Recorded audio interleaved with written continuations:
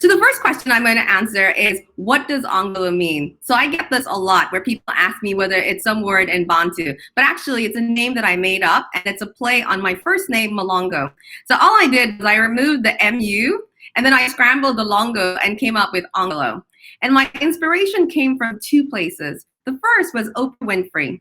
So when Oprah established Harpo Studios back in the 1980s, all she did was reverse her first name, Oprah, and came up with Harpo. The second inspiration was Gwyneth Paltrow, who founded her blog called Goop back in 2008. And she consulted with Peter Arnell, who's a famous brand and design expert. Though a bit controversial, but he is actually quite interesting and has worked with names like Samsung, Chanel, Pepsi, and some of the big brands in the world.